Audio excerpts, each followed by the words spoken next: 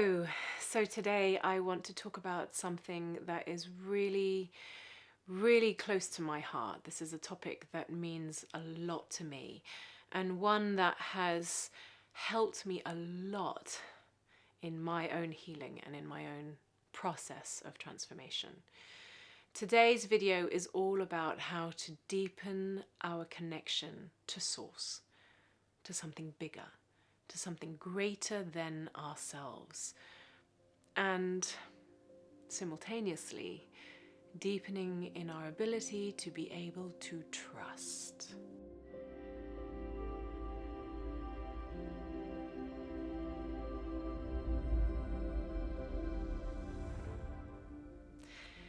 I truly believe that trust is at the heart and core of all of our ability to be able to allow transformation to occur.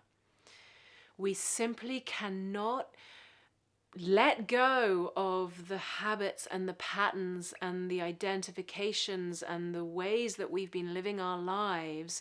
We can't let it all go if we don't trust in something, because it's scary, because it's all we've known, because these are our safety tools, these are our survival guides.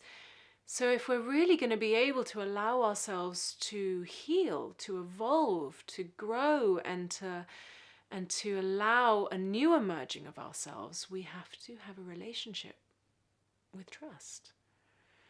So first I want to begin by saying you can use whatever words you want to use around this.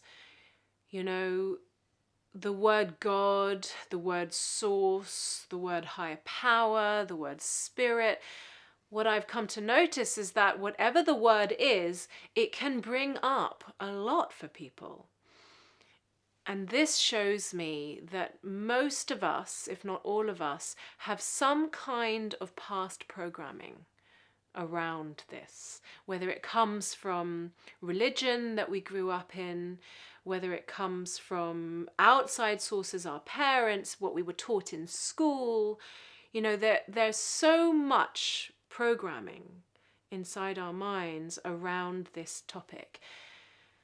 And if we're really going to be able to build something that works for us, we have to be willing to let that go and create something that is aligned with our truth, with our self, with our authenticity. You know, when I came into recovery 20 years ago now, I had a very, very strange relationship with what I called God at the time. I went to Catholic school. I had to pray every day. If I missed church, I would be punished and I'd have to pray even longer on Sundays. It was a very, very strange dynamic where my relationship with God was based on whether I was good or bad, whether I was doing things right or wrong. And if I was bad, then I would be punished. So I had a terrible relationship with trusting something outside of myself.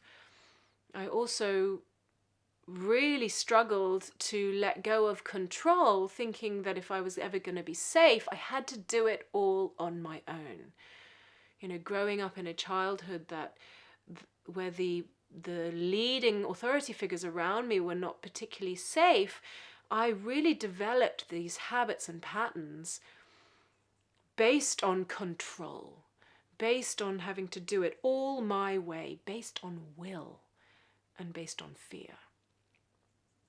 So when I came into recovery, I was invited to develop a relationship with a higher power. That it was a fundamental part for me to be able to truly heal. If I was really going to be able to let go of using drugs and alcohol and sex and my bulimia and exercise and all the things that I relied on so heavily just to get me through life, I was told that I needed to find a relationship with something bigger than me. Something I could trust, something that felt safe, something that was unconditional.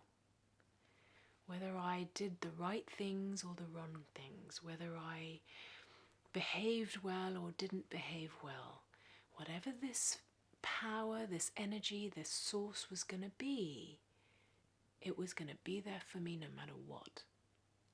It was going to love me no matter what. I can honestly say that that relationship, my relationship with a higher power, with spirit, with source, has been like my anchor through all of my healing, all of it. I truly can trust that something bigger than me has got me. Now, what does that do? What does that do to my being, to my energy that allows me to let go? That allows me to be able to sit in the unknown? That allows me to be brave enough to feel pain? That allows me to feel brave enough to sit in being lost?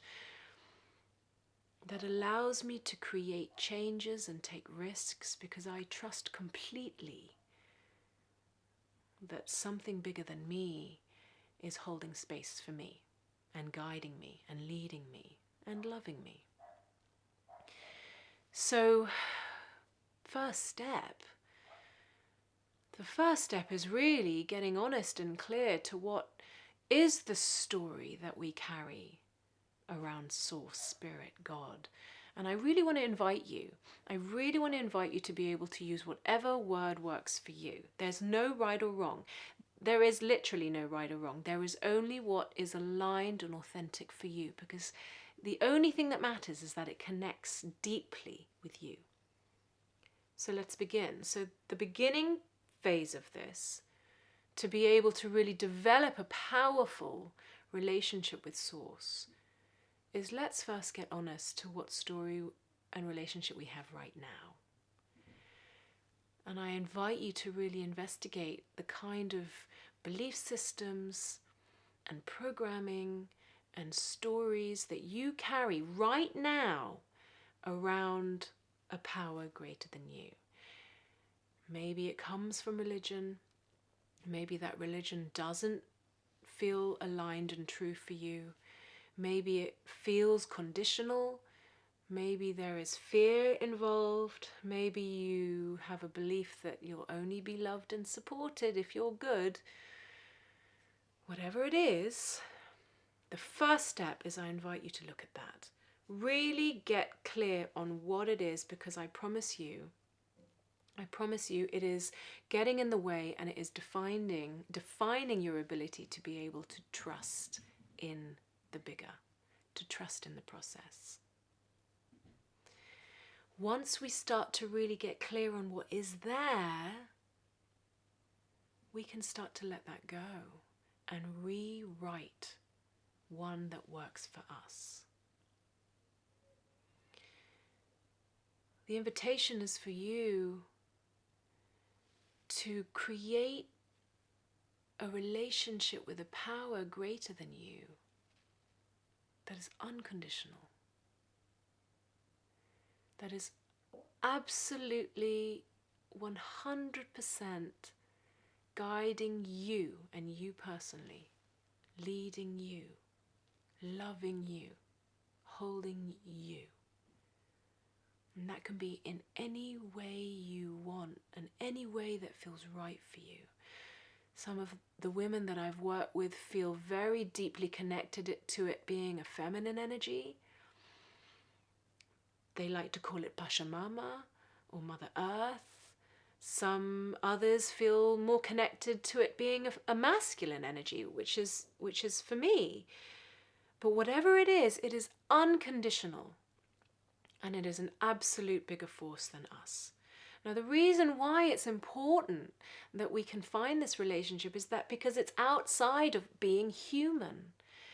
It's a vibrational, powerful, loving, unconditional, unlimiting, abundant force of energy that is bigger than being human. So much, vastly bigger than being human. Now, how can we start to cultivate a connection to this? I deeply believe that inside each one of us is a deep connection to Source, because I believe we come from Source. I believe that we are united with Source. That when we really get past the programming, we get past the stories, we get past the trauma, we feel this incredible united connection to Source. Maybe you've experienced like a little moment of peace and freedom after you've had like a huge cry or a huge release of emotion, and you feel this peace, this stillness. Maybe you've experienced it when you've walked through the most glorious woods or the most beautiful nature. Maybe you've experienced it when your baby was born and was handed to you. Whatever it is, it's like this, it's this experience of utter bliss, of real light, of love, and of peace and freedom. Now, I believe that is inside every single one of us. But we live in a way that does not create enough space to allow this energy, to allow this beautiful vibration to take up a lot more space in our lives and in ourselves. We get so busy. We find whatever we can to distract ourselves. We zone out on our phones for hours and hours and hours. We zone out on TV. We overwork. We sit in front of the computer all day long. Whatever it is, we find all these distractions that prevent us from really being able to tap in to this beautiful stillness that lies inside each one of us. And that stillness is connected to Source. So, how can we start to bring this more into our life? Deepen this more into our lives so we can really rely on it. We can use it to give us clarity, to give us the ability to make good, conscious choices, to give us the courage to create change. Stillness, first and foremost, slowing down and stillness. Now, I know that whenever I suggest slowing down, anybody I suggest that to hates it. And why? Why do people hate it so much to be suggested to slow down? Probably because if we've been very, very busy, or you have gotten into a habit of moving very fast, then slowing down can feel very vulnerable and probably a bit uncomfortable too. But we have to slow down so that we can start to connect to the present moment again. Creating space to slow down, connect to the here and now, creating stillness. I think solitude is an absolutely fundamental part of this. Creating space in our lives where we are completely alone. Our energy is not being shared with anybody else, being pulled on, tugged on by children, husbands, friends, clients, parents, that we can be in complete solitude. And in that solitude, to really drop into the moment, into the now, into stillness. You know, meditation is a very, very powerful tool for connecting to Source, but some people find meditation very overwhelming, very out of reach. And so I believe that even just sitting and breathing and being still can be very, very powerful. Creating time and space every single day dedicated to connecting to this stillness. Closing our eyes, breathing, connecting to the breath. Just allowing our feelings and our experiences to move through us. Really being with ourselves, being with the moment. Allowing space. Now, so often So often, just doing that alone can invoke such a deep listening, such a deep sense of inner wisdom. So often, when we create that space, we can start to hear things, answers to questions that we had, insights to struggles that we're having. Now, where does that come from? Where do those amazing answers and insights come from? When we create stillness in our lives and with ourselves, we co-create with a bigger force. We become in partnership with Spirit, with Source. I think also, that it needs to feel personal to you. If you're someone that feels really deeply connected to nature, I know that being in nature, again, brings us back into the moment, can really help to deepen this connection to something bigger. Because if you really look around us, if you really look at trees, if you really look at the ocean, if you walk in the mountains, if you walk anywhere that's remarkably beautiful in nature, it's almost impossible not to feel a power greater than ourselves. Like, it's so magical. It's like a vibration of light, of life. Taking time to really connect to nature, to the vastness around us. Darwin, the way that he came up with such profound insights, he would go for a 30-minute walk every single day in nature, no matter what. And that's where he would hear all his inspiration. Where does it come from? When we really take the time to connect to this beautiful vibrational energy around us. Nature, sitting and breathing, meditation, solitude, even just taking a moment in a busy day just to be quiet and reflect.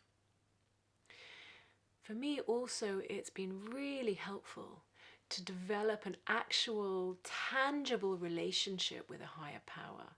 So what does that mean? I speak to my higher power, particularly when I'm in trouble or when things are difficult. I speak to my higher power. Give me some guidance. Can you help me with this? Help me not react. Give me the courage to not be triggered. Give me the courage to see another way. Particularly when we're going through big changes in our life. Particularly when we're letting go of, ways, habits, behaviours that we've been very used to. This can be a really powerful interaction. Give me the courage to let this go. Give me the courage to know what to do next. It can be very, very comforting and healing and empowering to know that there's something bigger than ourselves that we can communicate with, and then listen. Listen for the answers. I think that once we can really allow this in, it's also allowing ourselves to be supported, to be held and to be loved unconditionally. Allowing this into our being allows us to live in a place of trust. When we live in a place of trust, it gives us the capacity to believe in possibility. That there is a bigger possibility than us just living in the confines of our trauma, in our pain, of our old stories, in the confines of the limitations of our belief systems.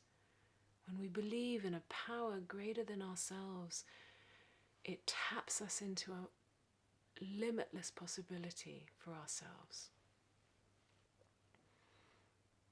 I think also really connecting to community in a heartfelt, intimate way with your sisters or your brothers that really understand you, can get you, can hear you. I often feel Source and Spirit present in those moments.